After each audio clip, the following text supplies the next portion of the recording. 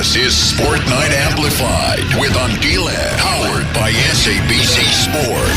Exclusive to Metro FM. Game over. President of Netball South Africa, Cecilia Molekwane, is with us on the line. She's been a regular on this show for the last couple of months, of course, as we prepared for the World Cup. We gave her a breather during the World Cup because she has so much to do as, the Miss Party, really, hosting the whole world here. It's 15 after the hour 6. Cecilia, welcome to the show and thank you so much for joining us. Thank you, Andile, and all the listeners of Metro FM. Firstly, congratulations. It's all over. Are you getting a chance to breathe and look back and think, whew, we did it? You know, I wanted to do that yesterday, but unfortunately I have to wake up and go to morning life. And after that, I had a meeting that actually made my year, my life. I would not talk about it now. But as time goes on, you'll understand. Remember this day when I said to you, I went to a meeting that made my life, that is going to change netball 100%. And I was like, you know what? Now I can get a breather today and say, wow. You know, I was at City ICC today and I saw the dismantlement, happening. And I was like, it's all over, It's over. And I'm so relieved because, every tournament, every big tournament like a World Cup comes with its own challenges. But let me tell you, what a way of one to learn. Wow, that's amazing, Cecilia. And congratulations to you and your entire team. You did us proud.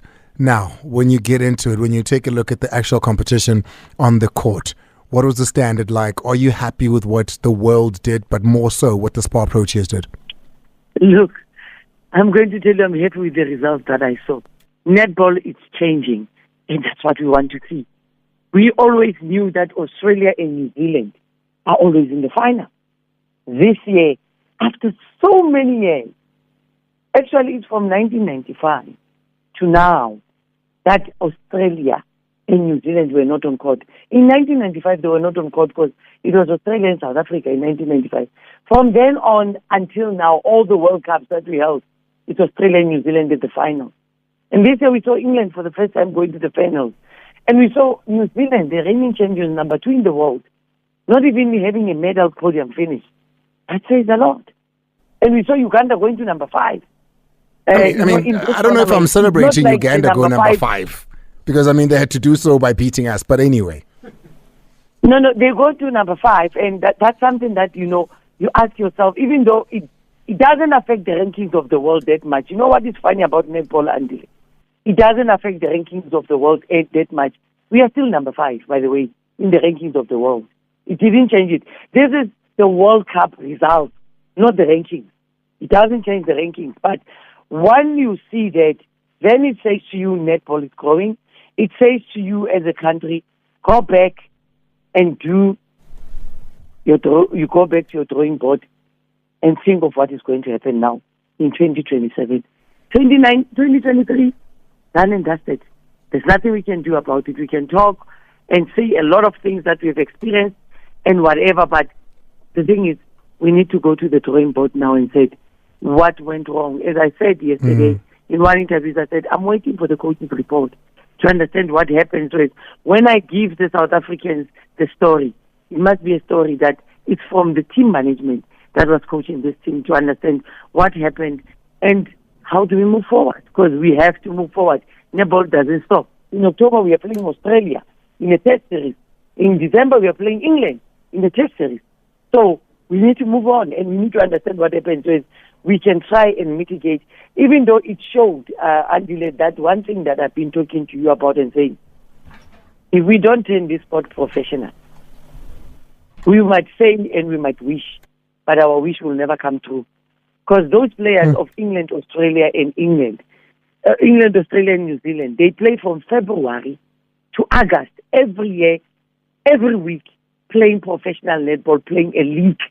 That at the end of the day, somebody becomes champions. We only play TNL for 8 weeks, not 8 months. There's a difference between 8 weeks and 8 months. Once we don't do that, and I'm not only now talking of, I'm sorry, I'm not only talking of SA Netball. I'm also talking about Banyana because I thought if they had that professional league, they would have gone further than what we have seen. So to me, it's about women's sport in general to say, if we are given that opportunity to turn professional, we will go somewhere, we will do something, and we will be held accountable for our performance, because 12 players that you saw that were playing for Jamaica, all of them play in Australia. You've got only one player playing in Australia by the name of Carla Pretorius. So you must understand that we were playing against 4 countries that are actually playing professional netball. And we having 3 of the Ugandians that are playing overseas, and Mary's playing in those top countries. So, and that is what we realized. And we're saying to ourselves, where are those tall girls? Because we saw that Fowler from New Zealand was a thorn to everybody. Mary from Uganda was a thorn to everybody. So we saw that height, and we know that blacks have got height. We can go all over the country. Now, Andile, wherever you're going, as you're going, when you see a tall girl like Mary, phone me and tell me. We will develop that girl. I'm going to get arrested stopping girls saying you're tall. We will develop that girl and make sure. And listen, of everything that happened, the one thing that will linger in my memory for a very long time is the last 10 seconds of New Zealand versus the Proteas. I don't think there's ever been a better match played at a World Cup. That was unbelievable.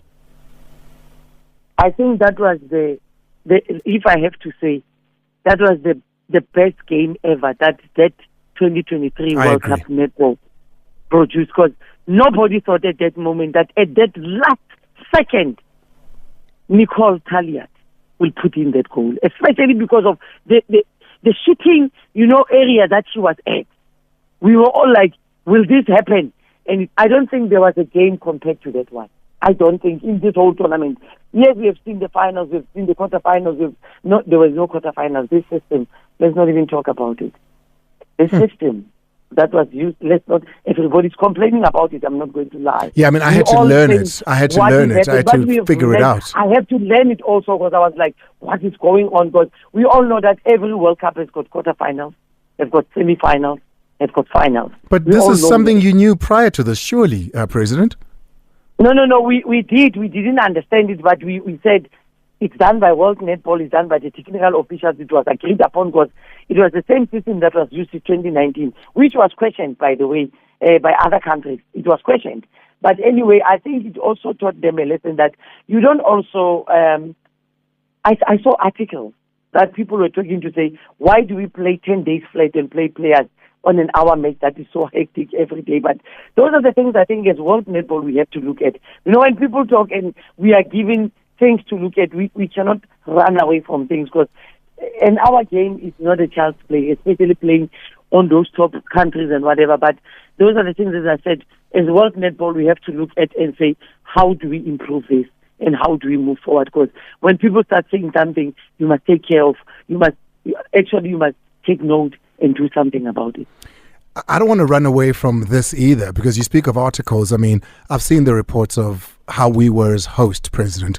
I've seen reports of players from different countries outside of us saying they felt scared in South Africa. They didn't feel safe in Cape Town at the time, of things that have gone missing, theft that was reported to have happened, in cases that were open. How much of this do you know about, and how much of this impacted what was happening on the court as well? Because there are people speaking about, Jamaicans, I remember, and I think there were some Australians as well that spoke about, that they didn't feel safe and there were things that were missing, their monies were stolen, things were stolen from them. How much truth is there in that, and how much of that have you heard? I've heard some of it. I'm not going to say I didn't hear it. I heard some of it. And I've asked that we be finished with the report. So they said that once is an investigation, law of South Africa. Once is the case opened, it's not open for everybody until it's finalized. The story. So to me, we had those stories. We talked to, obviously, the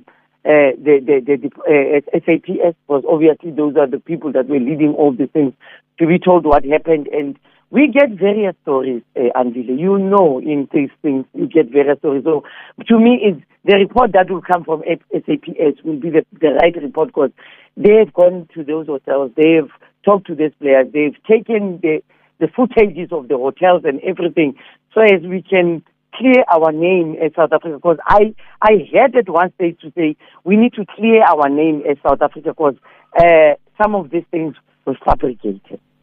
That's what I heard. Let me get you right here, President, because I don't want to misunderstand you.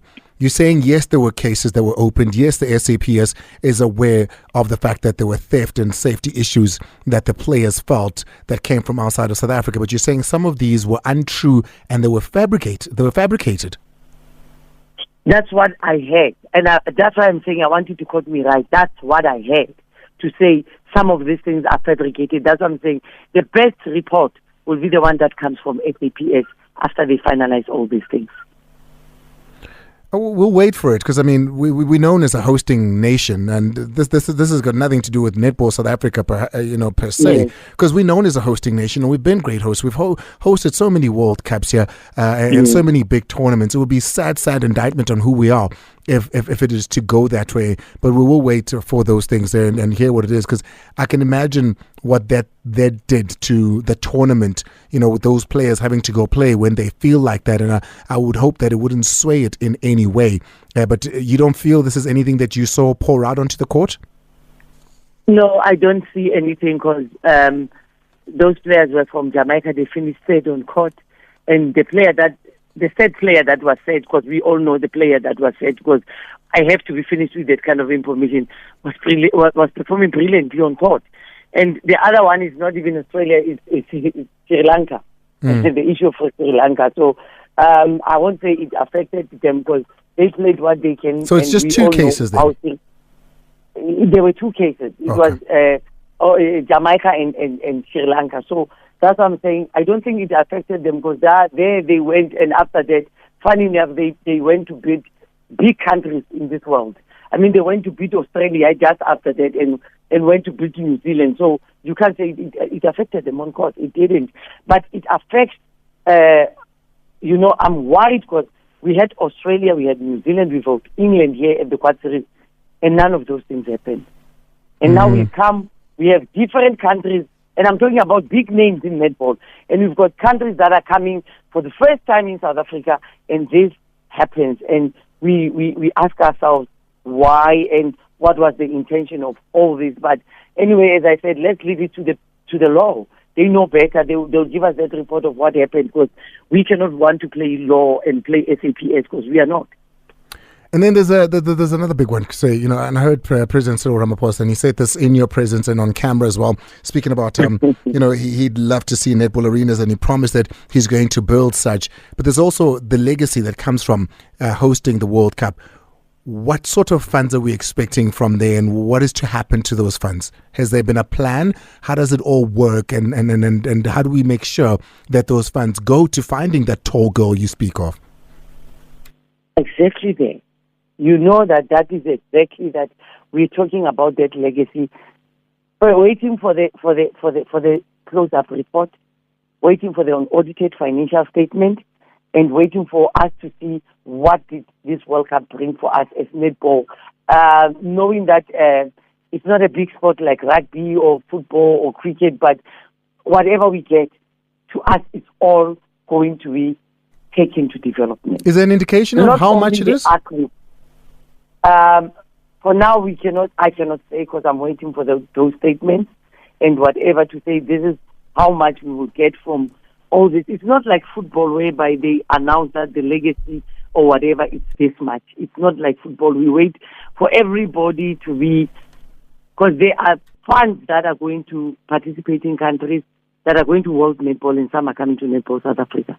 So after that is being done, believe you me, Andile, because that is for the nation to know and for everybody to know. I will personally call you and tell you, we have got the money. This is how much we got. Can you tell the South Africans that this is what the development of a player, of a coach, of an administrator, of a manager, of an empire will do in this country? Because we cannot talk much. I was so grateful because when we were asked, I've been talking about the arena and turning netball professional. You know how long I've been talking about that. to say Netball must have their home, Netball must have their own arena, and Netball must turn professional. You know how much I've been wanting that. That announcement, believe you me, made my year, if not my lifetime.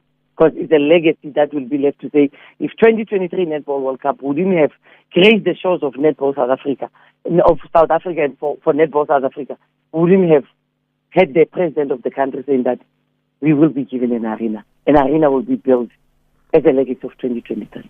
President of Netball South Africa, Cecilia Molekwane, speaking to us now. Speaking, of course, about the president of the country and the promise that he made.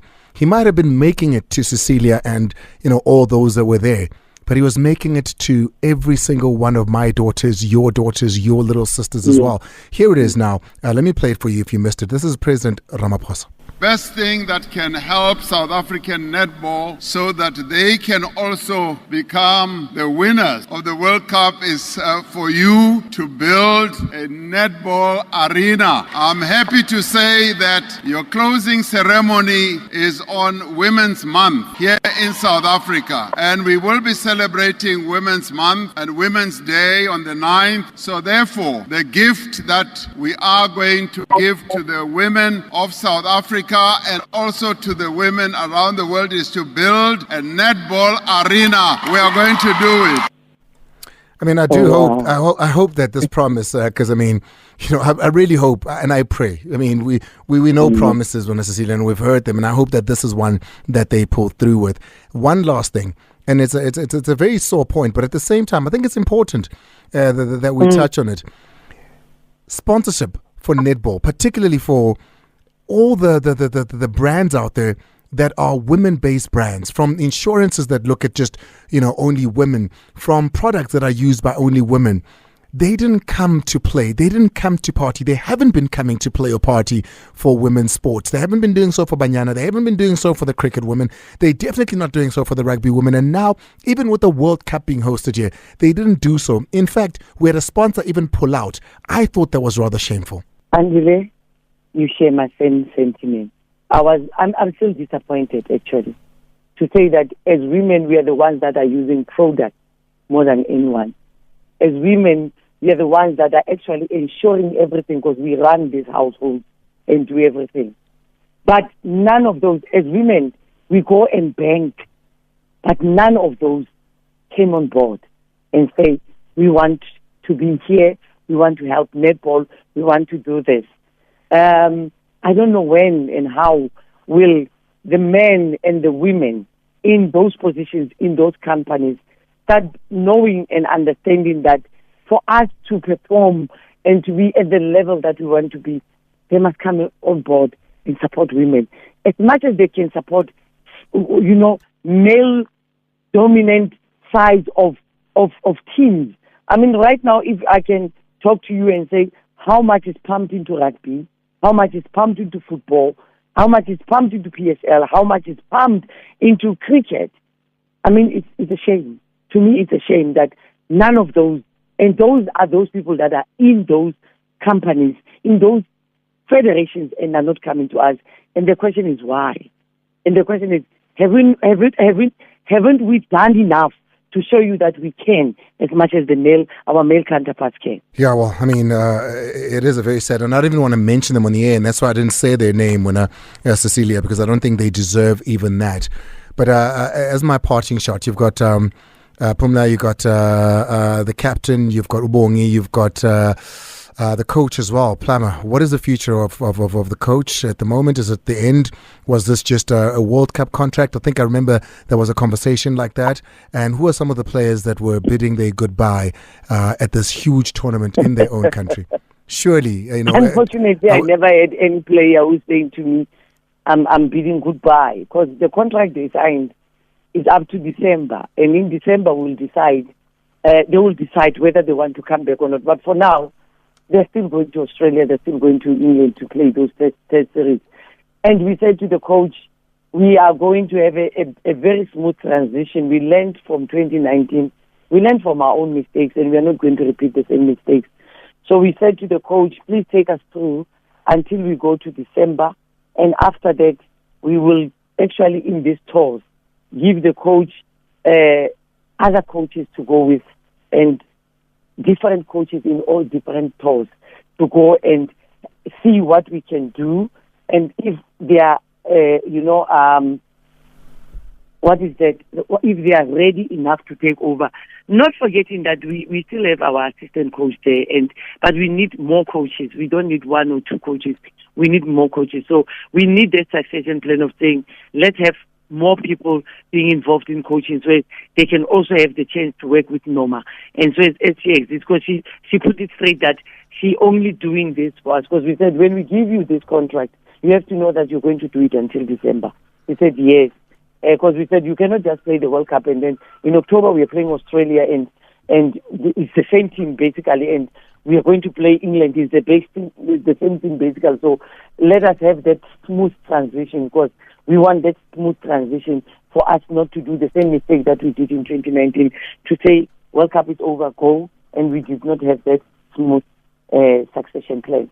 So we have planned that. We know what we want, and we hope that that plan that we want this time around won't fail us. Listen, Cecilia, we're absolutely always proud of you here. Thank you so much for coming through and always coming through. We'll wait for that conversation to see what then happens with netball in South Africa after this. Will the promise from the president, will the promise from yourself as far as the legacy money is concerned, how much will it be and how much will go towards what? But thank you so much for always coming through and speaking to us. And congratulations on the new sponsor, Renault, coming on board and saying, hey. You're announcing something that I've never announced. But anyway, you're announcing it to the world. Yes, Renault does not got you. I don't know where you got it, but it's fine. You're announcing something that I'm still going to announce. Well, here's your opportunity. The whole country's listening. There's no bigger platform. What is it? No. You're announcing something that I'm still going to announce. Go for it. What is happening? But thank you for Renault for coming on board and saying to us, look, you need to drive also comfortably and say, we are sponsored as women and a car brand at long last. At long last, Andile. Yeah, the news drove past me and I thought, hey, man, it's going to drive past me. Cecilia, I appreciate you. Thank you so much, Andile. I appreciate it. The president of Netball South Africa there. Hey, man, we know things. Eh? We unfortunately, these things come to us. So what can we do? When we come up next, let's speak a little bit of rugby. The Springboks, they've chosen their men that will represent us, that will go out there and fight to keep that gold in South Africa. This is Sport Night Amplified with Andile. Okay. 6 till 7 p.m. Powered by SABC Sport. Let's go.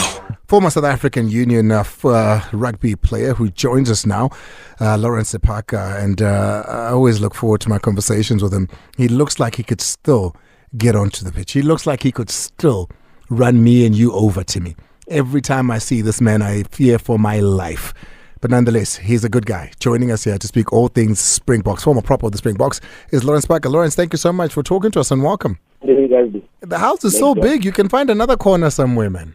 Yes, I'm here. There we go. Lawrence, let's get straight into it, man. But I'm a stand up bread like in a Vodacom pool now. Oh, no. Now it sounds perfect. Thank you so much. Appreciate it. Listen, let's go straight into it. Jacques Nienaber has named his men. What is your first impression? What is your first thought when you saw it? I see the team, but I actually understand as well. I think they've got a lot of guys that can play a lot of different positions. They'll probably play with the team around quite a bit. I think what they're probably looking for is character and work, hard work in specific areas, but obviously they know who's these players they want. I'm also surprised. I didn't see Yankees name there, and there's no reason as to why he's not there as well. So it would have been interesting to see, because if you got two young flyers, you need at least one experienced guy there to sort of stand in when things becomes too hot. But like I said, I don't know what the reasons are. They've got their reasons. And obviously, a guy like Oxense, who understand he's back in the mix, which I thought he almost missed out as well. Lukanya Am is a shame he missed out. But I suppose, heartbreaking. I think it's a misfortune that one. He was just recovering from a major injury. Maybe it's a good thing. Let him go on ice. Let him recover properly. He is on the backup system. Anything goes wrong with one of the backline players, he's probably back in there. Remember, he's one of the stalwarts. He'll probably be pulled in, and a couple of those players can actually move around by the look of things. But it's not just him. Andre Pollard as well. That is a big blow for us, surely. Yeah, I think Andre Pollard was a major injury, because he was absolutely I mean, he was not even part of the mix in terms of playing. We didn't even see a picture of him. I haven't seen a picture. I don't know where he was training. Clearly, his injury was measured more. Probably the sad part of it is apparently he's a real career. We probably think he's ready, and then next minute he has to go again, get it sorted out, and then obviously probably keep him away completely. But unfortunately, you going to World Cup, you need the running fit, not just fit people. I think the only people who's allowed to be fit, not running fit, is Sia. But he's been part of the squad the whole time, so he's in a loop of things. They probably want to give him as much time as possible. I mean, they've got leadership. I mean, how many captains have we seen now in their leadership group that can take the role and do a good job as well? That was actually quite nice to see. You know, I mean, the Siya Kolisi one is one that I expected to be there regardless of where he is, you know, with his recovery. But Mani Limbok as well as Kenna Moody, now there is one that I raised my eyebrows a little bit. I said, yes, of course, they've been doing well and we've been seeing the progression in their game, but have they done enough to be a part of this team? Listen, man, I think sometimes they say one is dead is one's bread. I think Limbok must face white bread at the moment because he's really in the pound seat. He's having it both ways. He needs to make sure he cleans up his act and finer things, you know, the kicking and all of those things, because we know he can play. But now having that role now for South Africans to sort of sit easy on their chairs while watching on me play, you need to actually make sure he cleans up on the smaller things that can build up a lot of negativity towards him. We know he's had it, but opportunity was just not coming forth because of the guys that were there already. But no, when that door opened up, you need to show up and own the position. I mean, him and what's his name? The fullback Slav. His name is running away from me now. Damon de Valemse. I think Valemse is going to be roaming around as well. I don't know which one they'll actually prefer going with, but I'll bet the youngster. He's got a couple of games before the World Cup. Let him play those games and let him build his confidence. And he should be okay to handle his own come to the World Cup and stuff. And obviously, you know, if I look at the team, honestly speaking, Curtly Arendse, outside center, wing, fullback, Chesley Kobe, fullback, flyer, wing. You know, those opportunities are there. I don't think they're lacking in terms of depth. And Belileru, we know he can slot in at fly at ever and probably run away on D-time and go back to fullback. But, you know, he's been part of the system for a long time now, which I think they can use. And then I look as well, Clement Moody. Moody can play fullback and wing as well, both sides. So they really covered in the back line in that instance. The question is now getting those combinations ready and right for the right game is going to be key. I look at the past couple of games, because the past couple of games, I think, have given us an idea and a clue of where we are, be it the New Zealand game, be it, you know, the Argentina game. It's given us an example, a semblance of where it is that we are and where we fit within the bigger cog of international rugby. This team, having thought of those matches in mind, do we have what it takes to go all the way again? No, I think we do. I think we certainly do have what it takes. But the question is now, showing up at the right time is key. Any team can be as good as they want to be. But don't show up on the right day. You can be mediocre as they can be as well. That's how simple it is in rugby. So if you show up and do your role, play your part as much as you like. The field is your oyster. You can do whatever you want with it. But the problem is you need to show up. And obviously, interesting to me enough, I've never seen so many scrum-ups. Actually, yes, that was one of the points I was going to make. Yes, but is it perhaps Lawrence telling us the kind of rugby that the guys sitting in the technical area want to play? Is it showing us what it is that we're going to be employing when we get there? What it is that we want to be playing like, perhaps? You know, if I look at it, they've got two scrummers that can follow the script to the team. I mean, Fav can play that slow, technical game. Renault can play that game. And then you get Jaden. And then you get Grant here, who can give you a different dynamic to what you maybe can bring when things don't work to the plan. So I wonder how they're going to make up starting and reserve when you come to the scrum up coming to, because they're different scrum ups. But I suppose who you're matching who with who is going to be key. And obviously now look as well at the front row. I mean, the front row is fine. I would have thought they would take 6 instead of just 5. But I understand now Nyagane can cover 5 tighted and lucid, which makes a lot of sense. The bomb squad thing can work. Maybe one of the bomb squad members will probably take a break on one of the games. We'll see how they actually manage with the team. But it's a pretty interesting. I'm feeling kind of sad for big fella. Deba. I thought he worked hard on his game to deserve a spot. But he is in a backup system, so anything happens to the hookers, it means they have to fly him immediately. Which I thought 3 hookers is normally the norm to take. So because they took so many scrummers, maybe they had to sacrifice 1 hooker. Hopefully those hookers are made of steel. The 4 scrum halves that we're speaking of is Faf de Klerk, Jaden Hendrikse, Grant Williams, as well as Renault, who've all been selected to go to France. 4 of them in the same team. So I'm not sure what the plan is in and around that. But Lawrence, listen, we're going to build up to this with you. We're going to go to the World Cup with you. And I'm hoping that this is, we've come so close in this country with World Cups this year. It was first the hockey, then it was the cricket, and then it was the football, banyana, it was the netball. I'm hoping that we end the year well with the gold. Nothing short of gold with the Springboks. No, certainly. Listen, man, we are the World Cup holders. We people are chasing us. So you shouldn't be worried about getting it. You should worry about keeping it. So basically keep to your script. Whatever the script is. Remember, they said it was boring until they didn't have the World Cup. And all of a sudden, everyone started doing it. So, you know what I mean? Just believe in your own system and stick to it as well. I'm talking about the ladies. We're very proud of them. They did us absolutely proud, especially Banyana, to made it to the second round. That was a major, that's an achievement on its own. The ladies at home, it was tough. Hosting a World Cup for the first time, being part of it. And really, they did absolutely great as well, holding one of the big teams, New Zealand. So really, these ladies have really come to play. They've come to actually own their spaces. We need to support them and actually appreciate the effort they put in as well. As much as a man. So hopefully that inspires the ones that are struggling. But the Springboks normally tend to inspire a lot of South Africans, whatever background, whatever environment you're coming from. It gets you out of your chair and you're watching that specific day when they play. Hopefully they can keep on doing that. Thank you so much. I appreciate you. No problem. It's a pleasure. Lawrence Sephaka, they're speaking to us. And there was a moment when I paused a little because I couldn't believe what was happening on my screen. It was 1-0. And in a space of a minute, Richards Bay, they got a penalty.